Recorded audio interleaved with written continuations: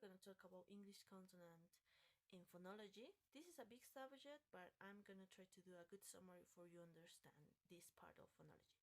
So, for understand these speech sounds, these speech consonant sounds in English, we have to answer 5 questions. First one, what are the vocal folds doing? Second, what is the position of the velum? Third, what is the muscular effort when we do these sounds? The fourth is where does the airflow occur, where the interference airflow occur, and the 5, what type of interference is produced. For the first, what are the vocal folds doing?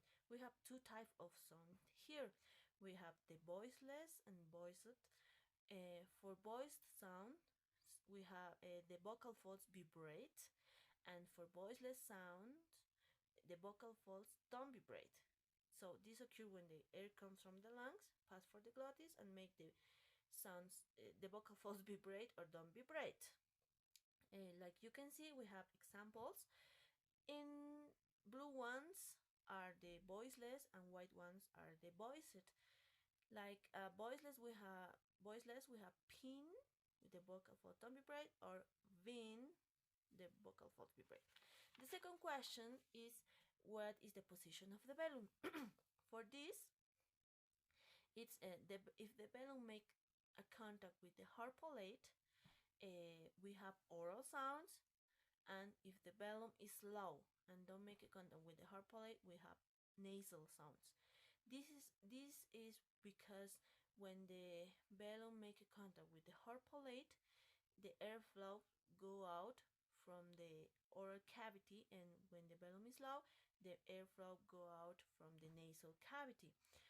For this, we have the t or can or cat. You know the difference. The third question that we have, it's what muscular effort we did when we make these sounds. We have 2 also. There are fortis and lenis. So if the muscular effort for make a consonant speech sounds is big, when the muscular effort is big and strong, it's called fortis, and when the muscular effort is not too strong, it's not too much, it's called lenis. So you can see in the examples, the p is fortis and the v is lenis, because we don't make so muscular effort. So for answer the fourth question, where does the interference of the airflow occur? We are talking about which and where the articulator make contact. We have the places of articulation. We have 8 places of articulation. The first one is the glottal consonants. The glottal consonants, or they occur in this part. Is involved with the glottis. The second, is the velar consonants. These consonants occur when the back part of the tongue and the velum make a contact. We have k or g, like cur or gur. We have the third, palatal alveolar consonant. This occurs with the tongue or alveolar ridge or harpolate make a contact or something like that. We have the sh or the j. We have the sh or the j. For the fourth, we have the post-alveolar consonants. So these occur when the tip of the tongue and the back part of the alveolar ridge make a contact, like or ter. Alveolar consonants, these are produced when the tip of the tongue make a contact with the alveolar ridge. We have t or d in tie or die. T or d, tie or die.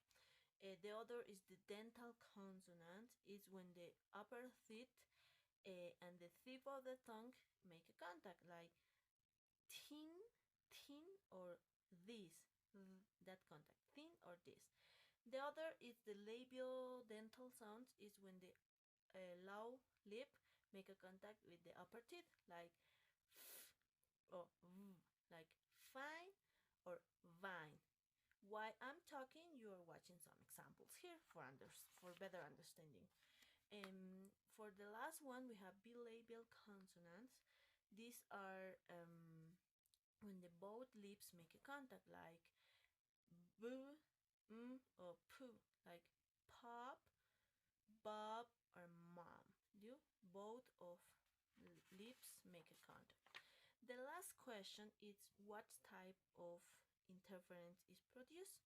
This is the manner of articulations. Okay, so we have the first one that we have here is the plosive sounds. These sounds are also called oral stop because in one part of the vocal tract the articulators make a complete stop and release the air so fast, like an explosion. That is plosive. For these sounds we have three stages: closure, stop, and release. Closure, stop, and release. So for this we have examples like pig or tick, the t or p. We have also, then we have the fricative sounds.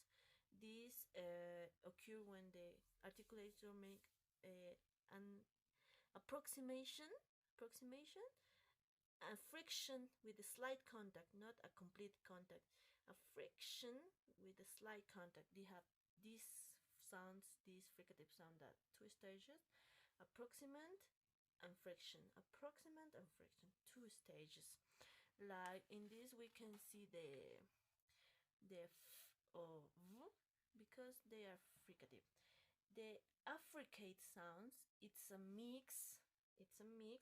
Of plosive and fricative. Why? Because these sounds start like a plosive and finish like a fricative. These have three stages: closure, stop, and friction. Start like a plosive with the closure and stop, and finish like a fricative with the friction. In this we have the ch or the j with choose or jet. And we have the lateral consonant. In this, the tip of the tongue, or the tongue really, make a contact with the center of the alveolar ridge and stop the airflows, but the airflows escape from the laterals, eh? From these parts. From this lateral sound, we just have one phoneme that it's the L, the L, like,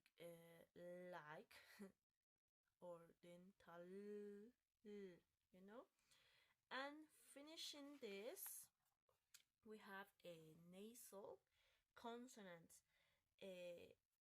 This has to do. This is related too much with the second question, the position of the velum, because the resonating of this, the manner of articulation of these sounds here, is the velum is low. Remember that in the second question, the position of the velum. If the velum is low, we have the nasal sounds. Here is the same. This manner of articulation makes with the velum is low. The airflow comes here and go out from the nasal cavity, from the nose.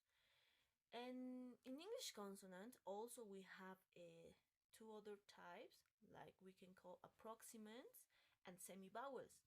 The approximants are because the articulator just make an approximant. They don't make contact, just make an approximation, not a contact, approximation. And the semivowels are colored like this because they have the things, or they have the composition like a vowel, but occupe the place of a consonant, like in yes, or in pure, and wet. So I hope this summary helps you to understand English consonants in phonology, and I hope you enjoy this. See you in the next video.